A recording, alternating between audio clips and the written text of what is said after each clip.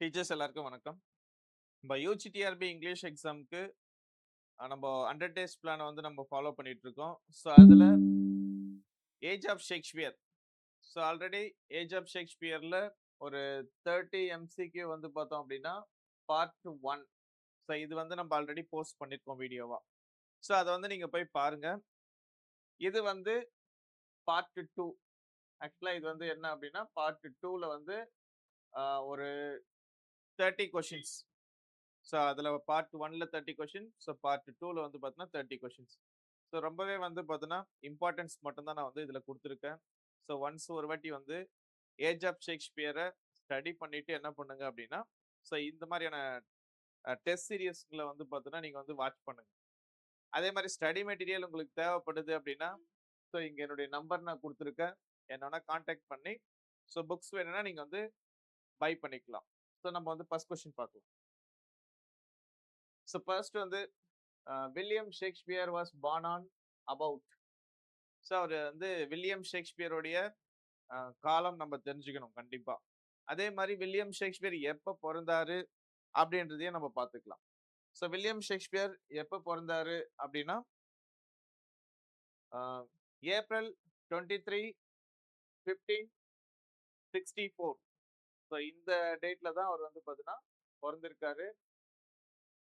Stanford on ஹவான். So இந்த பிளேஸ்ல தான் அவர் வந்து பிறந்த இடமும்.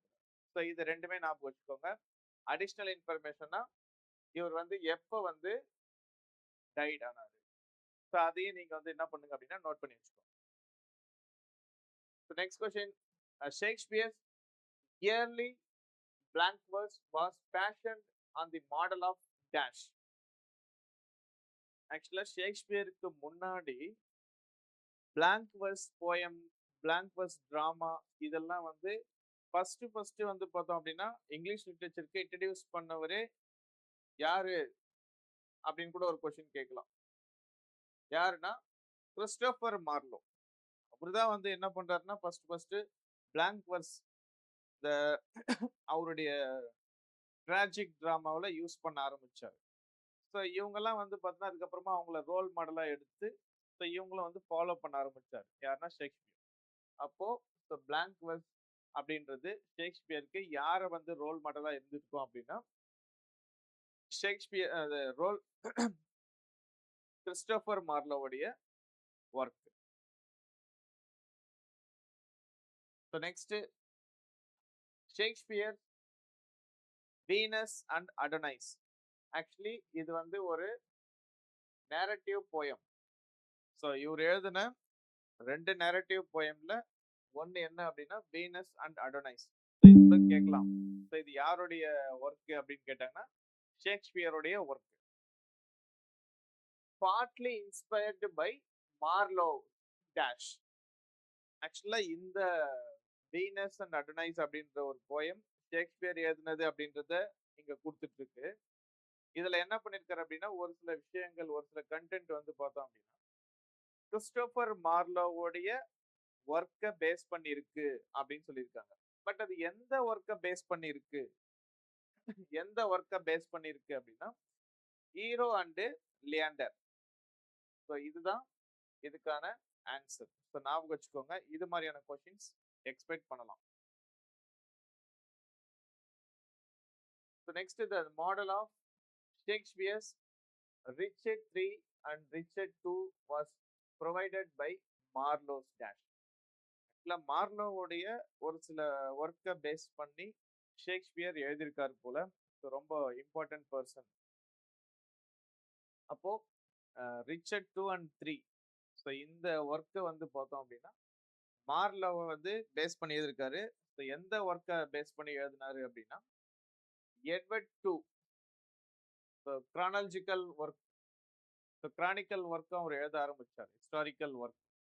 ஸோ அதுக்கெல்லாம் வந்து பார்த்தோன்னா ஒரு சில இன்ஸ்பிரேஷன் தேவைப்பட்டிருக்கும். ஸோ அதுக்காக மேபி மார்லோவை ஃபாலோ பண்ணியிருக்கலாம். So next, which of the followings are Shakespeare's 2 narrative poems. இங்க கொடுத்திருக்கிறதுல எது வந்து ஷேக்ஸ்பியருடைய 2 நெரேட்டிவ் போயம்ஸ் அப்படின்னு கேட்டிருக்காங்க. Already I told one Venus and Adonis அப்படின்னு நம்ம சொல்லிட்டோம். ஸோ எங்கெங்கெல்லாம் வீனஸ் அண்ட் அடனைஸ் இருக்குது அப்படின்றது ஓகே. பட் இன்னொரு போயம் என்ன அப்படின்னா ரேஃப் of லுக்ரிஸ்.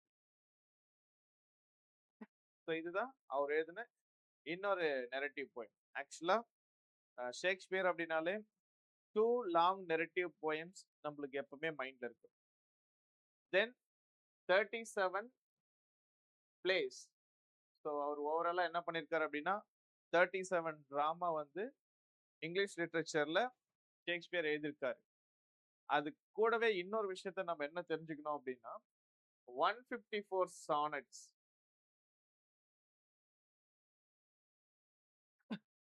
It is very important points.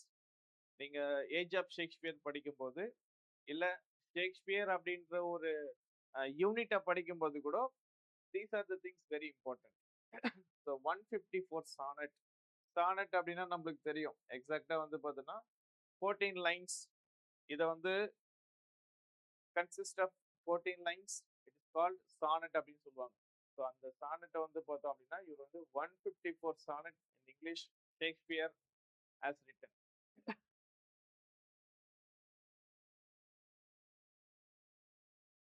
Next how many sonnets. Actually அதுதான் நம்மளுடைய next question. How many sonnets are include in the Shakespeare sonnet sequence. Sonnet சீக்வன்ஸ்ல மொத்தம் எத்தனை இருக்கு அப்படின்னா 154 சானட் அண்ட் 37 பிளேஸ். ஸோ இது வந்து பார்த்தோம் அப்படின்னா இந்த ரெண்டு கொஸ்டினுமே ஒரே ஒரு கொஸ்டின்ல என்ன பண்ணியிருக்காங்க அப்படின்னா பிஜிடிஆர்பி எக்ஸாம்ல வந்து கேட்டிருந்தாங்க ஒரு வாட்டி same question. The next question, which was Shakespeare's single very useful tragedy? Actually இதுல என்ன அப்படின்னா very useful tragedy during the period of 1588 to 1593. ஆக்சுவலா இந்த இயர் வந்து ஏன் நான் இங்க மென்ஷன் பண்ணிருக்கேன் அப்படின்னா ஷேக்ஸ்பியருடைய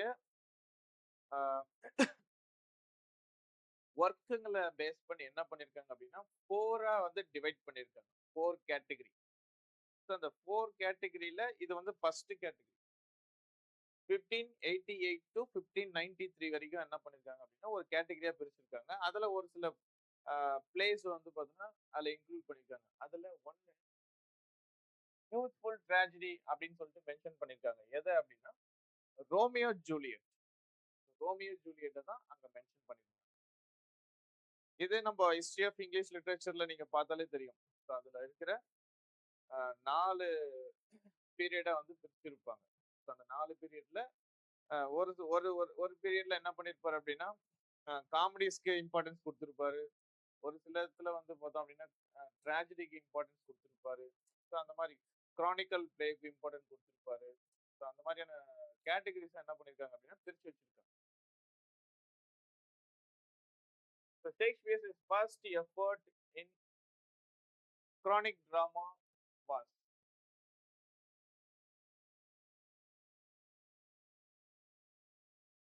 Richard III. அவர் எழுதின ஹிஸ்டாரிக்கல் பிளேஸ் வந்து ஞாபகம் வச்சுக்கோங்க.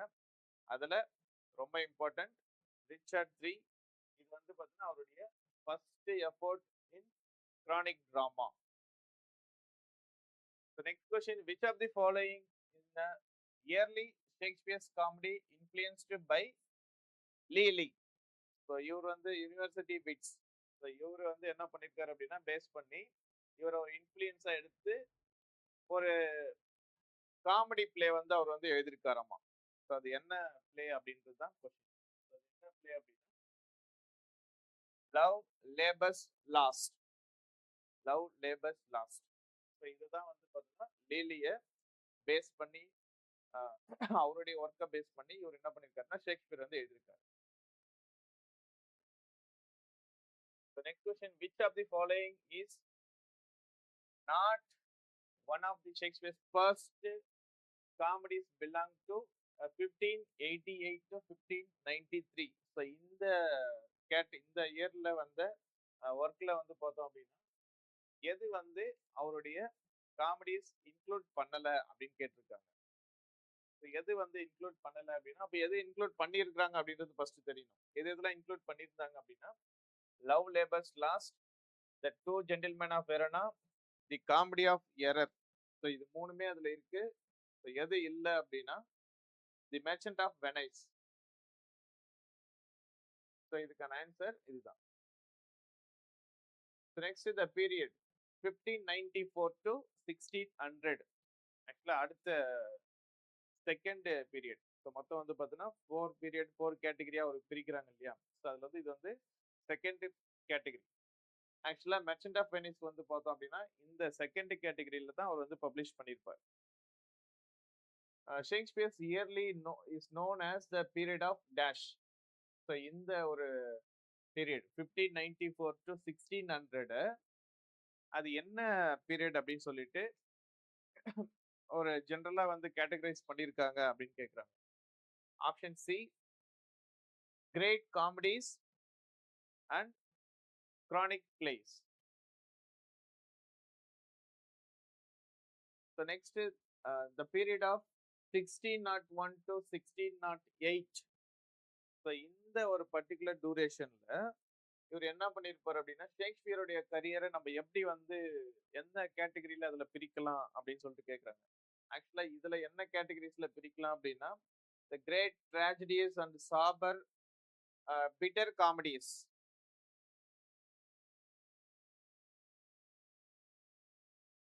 who opened his career as a dramatist 1598 with the satiric comedy Every Man in His Humor. So யார் வந்து அவருடைய கரியர் வந்து பார்த்தோம் அப்படின்னா ட்ராமட்டிஸ்டா 1598ல சட்டையர் காமெடி. என்ன காமெடி அப்படின்னா சட்டையர் காமெடி. அது என்ன ஒர்க்னு மென்ஷன் பண்ணியிருக்காங்க. Every man in his humour. ஆக்சுவலா இதுல வந்து நிறைய க்ளூ பாயிண்ட்ஸ் இருக்கு. ஓகேவா. So every man in his humour அப்படின்னாலே கண்டிப்பா நீங்க வந்து ஐடென்டிஃபை பண்ணிடலாம் பென் ஜான்சன் தான். ஸோ மேபி கொஸ்டின் வந்து இது எந்த இயர்ல பப்ளிஷ் பண்ணப்பட்டது அப்படின்னு கேட்டாலும் நம்ம வந்து எழுதணும். இது என்ன ஜானர்ல இருக்கு அப்படின்னு கேட்டாங்க அப்படின்னா சட்டையர் ஜானர்ல இருக்கு. So next, which one of the following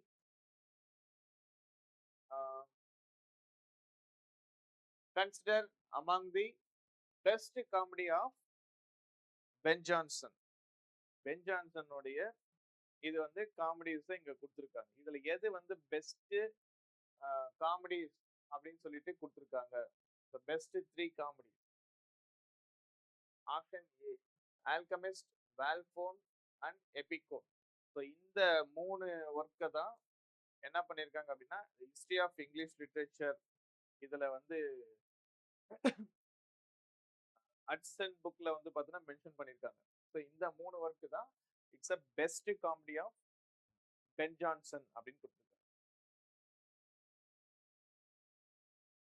next question number 15.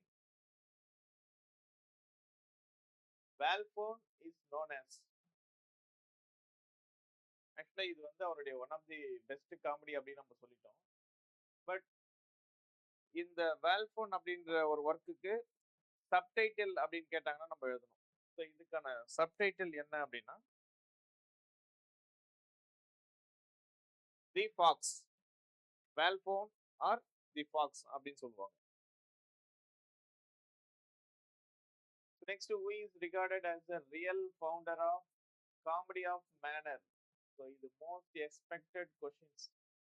இது வந்து எக்ஸாம்ல கேட்கறதுக்கு வாய்ப்பு இருக்கு. The real founder of comedy of manners. So comedy of manner அப்படின்ற ஒரு விஷயத்த யார் வந்து ஃபர்ஸ்ட் வந்து உருவாக்க ஆரம்பிச்சது அப்படின்னு கேட்டாங்கன்னா option C, Ben Jonson. So இவர் தான் காமெடி ஆஃப் மேனர் அப்படின்னு சொல்லுவாங்க. Next, which 2 plays John Webster contain the scene of tragic passion. John வெப்ஸ்டரும் மோஸ்ட்லி வந்து டிராஜிக் சீரியஸ் எழுதுற ஒரு ரைட்டர் தான். ரொம்பவே ஃபேமஸ். இவர் எழுதின ஒர்க் எது அப்படின்னு கேட்டிருக்காங்க. ஸோ என்ன ஒர்க் அப்படின்னா the white devil, the duchess of Malfi. So இந்த ரெண்டு ஒர்க் வந்து பார்த்தீங்கன்னா it is very famous tragedy written by John Webster. So which of the following correctly states the detail about Philip Sidney Arcadia? So Philip சிட்னியோடைய ஒரு ஒர்க்கை வந்து இங்க வந்து மென்ஷன் பண்ணியிருக்காங்க ஃபர்ஸ்ட் விஷயம். ஓகேவா? ஸோ அதுக்கு மட்டும் இல்லாம கீழே வந்து போதோம் அப்படின்னா ஒரு ஸ்டேட்மெண்ட் இருக்கு. ஸோ ஸ்டேட்மெண்ட் எது வந்து கரெக்டா இருக்கு அப்படின்னு சொல்லிட்டு தான் கொஷின்.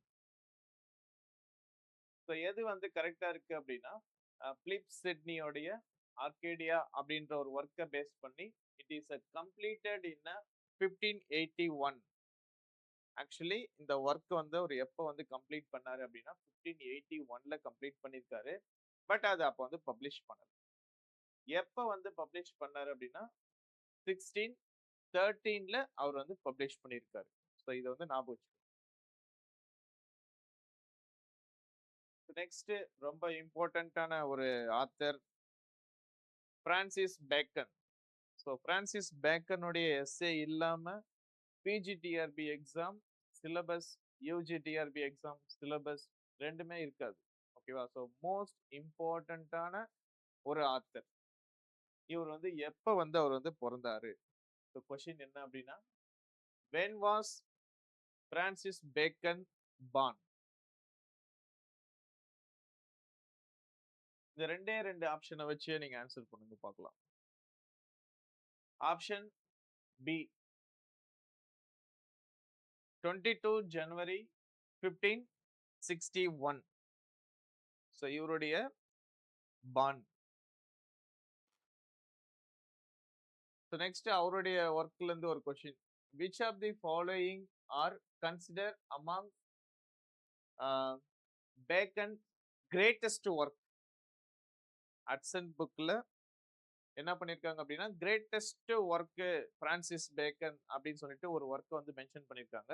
என்னன்னா the advancement of learning and new organs. So இது ரொம்பவே ஃபேமஸான ஒரு ஒர்க்காமா. ஸோ இம்பார்ட்டண்ட்டான ஒரு கிரேட் ஒர்க்கு அப்படின்னா பேக்கனுடைய ஒரு ஒர்க்கு இதுதான் அப்படின்னு சொல்லிட்டு so history of English literature எல் புக்ல வந்து பார்த்தீங்கன்னா மென்ஷன் பண்ணியிருக்காங்க.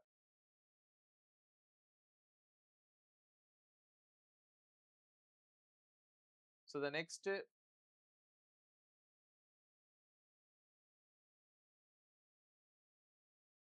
What is Francis Bacon principal contribution to general literature?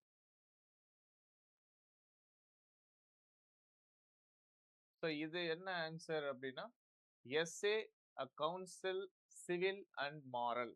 So இதுதான் இதுக்கான ஆன்சர். ஸோ இது என்ன அப்படின்னா principal contribution to English literature. So mostly நம்மளுக்கு வந்து இங்கிலீஷ் லிட்ரேச்சர்ல பேக்கன் அப்படின்னு சொன்னாலே நம்மளுக்கு எது வந்து ஃபர்ஸ்ட் ஞாபகம் வரும் அப்படின்னா அவருடைய எஸ்ஏஸ். ஸோ அவர் எழுதின 58 எஸ்ஏஸ் தான் வந்து ஃபர்ஸ்ட் நம்மளுக்கு ஞாபகம் வருமே. ஆஃப் ஸ்டடீஸ், ஆஃப் ரிவெஞ்ச், அது மாதிரி ஆஃப் மேரேஜ், அது மாதிரி எல்லாமே ஆஃப் ஆஃப் ஆஃப் ட்ரூத்து அந்த மாதிரிலாம் இருக்கும். ஸோ நம்மளுக்கு வந்து ஞாபகம் வர்றது என்ன அப்படின்னா ஃபர்ஸ்ட் அவருடைய எஸ்ஏஸ். ஸோ அது மொத்தம் வந்து என்ன பண்ணியிருப்பாரு அப்படின்னா essays counsels civil and moral. So இந்த டைட்டில் தான் அவர் வந்து பப்ளிஷ் பண்ணியிருப்பார். So next essay Bacon essays were first publish. ஆக்சுவலா அவருடைய எஸ்ஏஸ் மொத்தம் வந்து பார்த்தோம் அப்படின்னா 3 பார்ட்டா அவர் வந்து பிரிச்சு பப்ளிஷ் பண்ணியிருப்பார். ஸோ ஃபர்ஸ்ட் வந்து பார்த்தீங்கன்னா எப்போ வந்து பப்ளிஷ் பண்ணாங்க அப்படின்றது தான் கொஸ்டின். Option B 1597. 1597ல ஒரு 10 எஸ்ஏ மட்டும் தான் அவர் வந்து பப்ளிஷ் பண்ணியிருப்பார். ஓகேவா? அதுக்கப்புறம் இவர் என்ன பண்றாரு அப்படின்னா இன்னும் கொஞ்சம் எக்ஸ்டெண்ட் பண்றாரு அந்த எஸ்ஏவை. இன்னும் கொஞ்சம் அடிஷ்னலா கொஞ்சம் ஆட் பண்ணி அடுத்த அடுத்த எடிஷன்ஸ் வந்து எப்போ வந்து அப்பியர்ட் ஆச்சு அப்படின்னா the second edition 1612 வந்து ரிலீஸ் ஆச்சு. நெக்ஸ்ட் 1625ல தேர்ட் எடிஷன் வந்து என்ன ஆகுது அப்படின்னா பப்ளிஷ் பண்றாரு. Bacon's essay were doubtless suggested by essays of which great French thinker. என்ன திங்கர் அப்படின்னா பிரெஞ்சு திங்கர். ஸோ என்ன அப்படின்னா பேக்கன் வந்து எஸ்ஏஸ் எழுதினாரு அப்படின்னு நம்ம வந்து சொல்றோம். பட் இந்த எஸ்ஏஸ் எழுதுறதுக்கு ஒருத்தர் வந்து பார்த்தோம் அப்படின்னா ஒரு இம்பார்ட்டண்டா வந்து அவரை ஃபாலோ பண்ணி தான் அவர் எழுதியிருக்காரு. ஸோ அது என்ன திங்கர் அப்படின்னா பிரெஞ்சு திங்கர் அப்படின்னு சொல்றாங்க. அவருடைய பேர் என்ன? ஸோ அவருடைய நேம் என்ன அப்படின்னா மான்டெக். ஸோ இந்த ஒரு பிரெஞ்சு திங்கர்ஸை ஃபாலோ பண்ணி தான் பேக்கன் வந்து என்ன பண்ணியிருப்பாரு அப்படின்னா எஸ்எஸ் ஸ்ட்ரக்சருக்கு வந்து பார்த்தீங்கன்னா எழுதலாம் நம்ம அப்படின்னு சொல்லிட்டு அவர் ஃபாலோ பண்ணியிருப்பாரு. பட் எஸ்ஏ வந்து பார்த்தோம் அப்படின்னா அதுல இருக்கிற கான்செப்ட், தீமு, content, everything own. So பேக்கனுடைய ஓன் ரிவ்யூ தான் எல்லாமே. பட் அதை ஃபாலோ பண்ணி எழுதுறதுக்கு மட்டும்தான் இதை வந்து யூஸ் பண்ணிக்கிட்டாரு.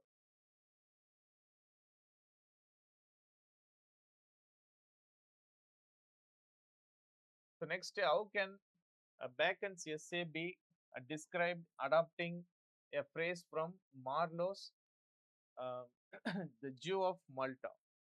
அப்போ இதுல ஒரு விஷயம் என்ன அப்படின்னா ஜூ ஆஃப் மால்டா அப்படின்ற ஒரு ஒர்க்கை எழுதுனது யாரு அப்படின்னா Christopher Marlowe.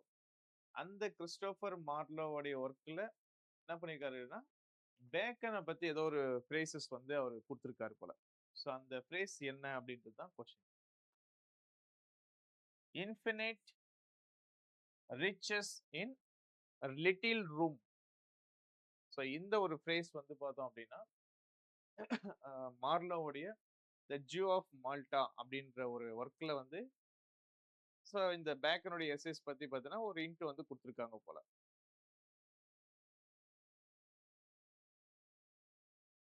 So in which year authorized version of Bible? Authorized version of Bible. So இந்த முடியும் போது என்ன பண்ணுங்க அப்படின்னா நம்ம ஒன்ஸ் அந்த 30 கொஸ்டின்ஸ் ஃபினிஷ் பண்ண பிறகு உங்களுடைய மார்க் என்ன அப்படின்றத ஸோ லாஸ்ட் வீடியோலலாம் நீங்க மென்ஷன் பண்ணிட்டு இருக்கீங்க. அதே மாதிரி இதுலயுமே நீங்க மென்ஷன் பண்ணுங்க. ஸோ எப்போ வந்து ஆத்தரைஸ்டு வெர்ஷன் ஆஃப் பைபிள் அப்படின்னு சொல்லிட்டு பப்ளிஷ் பண்ணாங்க? 1611. ஸோ 1611ல தான் இது வந்து பப்ளிஷ் பண்ணாங்க. Which is the best known of the yearly treatise on poetry?